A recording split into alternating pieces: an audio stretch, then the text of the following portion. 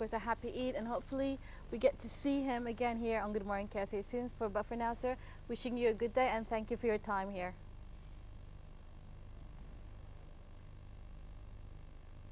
Thank you very much. Of course, moving back to the studio where we're still joined with our guest here, Mr. Usama Khalil. Sir, of course, as our guest was saying all the way from Cairo, that Saudi Arabia and Egypt do have a lot in common. Of course, the people, the nation, the government, they all have, let's say, common features, and of course, they share common ideas as well. Let's say, for example, sir, how do you see Saudi Arabia and Egypt, let's say, in the future about when it comes to the cooperations between Saudi Arabia and Egypt, and in terms and how they can actually further, let's say, strengthen ties? Well, if you take a look at the whole Middle East, if you take a look from the Gulf to to Morocco in the West, you'll find, I can safely say again, you'll find that Saudi Arabia and Egypt are the pillar of the collective Arab activities, or you can say that they are the two countries that can pull the Arab world forwards. Exactly. Now, today, we are speaking about Saudi Arabia. If we just take a glimpse of what Saudi Arabia had done in the past 25 years, or in the successive 5-year plans they had, you can say there is a jump in less than 25 years. Exactly. That took Saudi Arabia, and still being a third world country, to take it to the ranks of the first world in certain activities. Exactly. And that's in a very short time. Of course, some people can say that's because the revenues are high, but this is, to me, it is not because of that. It is because the balanced development, the balanced planning. True. Because planning in certain activities is if it's done concentrating in one sphere only, will not lead to what we are witnessing today. Absolutely. I will just add one more example. If we all can remember in 2000, the United Nations held a conference in which 147 countries participated, and they have set goals for development. True. They call it the Millennium Development Goals. Yeah. If we take a look at the current 5-year plan, the Saudi 5-year plan now, you'll find that 2/3 of the targets of the Saudi plan are 2/3 of the target of the Millennium Development Goals, which is an achievement in itself in planning.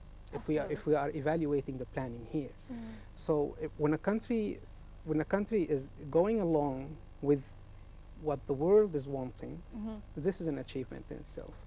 I can explain a lot of things. Today, this afternoon, the university that will be open today, it is the one and only in the Middle East. And I can say it is the one and only in the whole world if we count the centers for research and development inside the university. True. And this is only because the custodian of the holy mosques is unique in thinking like that, because a third world country needs education to pull it up. Exactly. And if His Majesty putting all this effort and all this money in a university, it means that he has a very strategic thinking. Absolutely, yes. That will not only pull up the university education here, it will pull up all the education process, because you will need students who are able to enroll into that university. Exactly.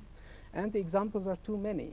Absolutely. And sir, also, especially when we talk about last year, we know that the world was struggling with the global financial recession, which started off in the United States, and a lot of countries were suffering because of it.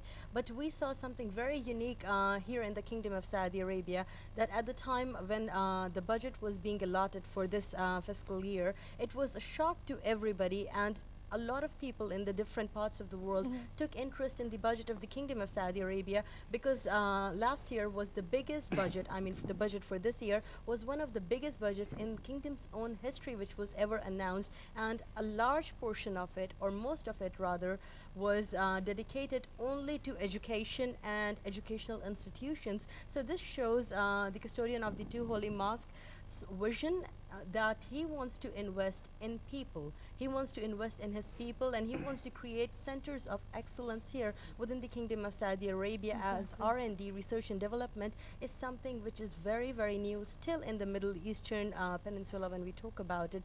And this center of excellence is going to be one of its own kinds. And I would like to thank you so much, Mr. Usama Khalil, also for elaborating so much about CACS, which is King Abdullah's College of Science and Technology. And it was a pleasure having you in the program. Thank you very much. I thank the television, Channel 2, and a happy Eid for everybody in the Thank kingdom. you. Thank you very much.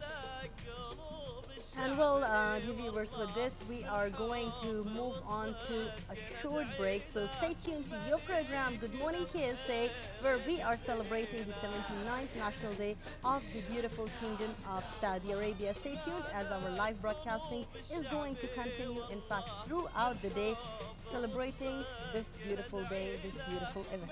Stay tuned to KSA2 and your program, Good Morning KSA.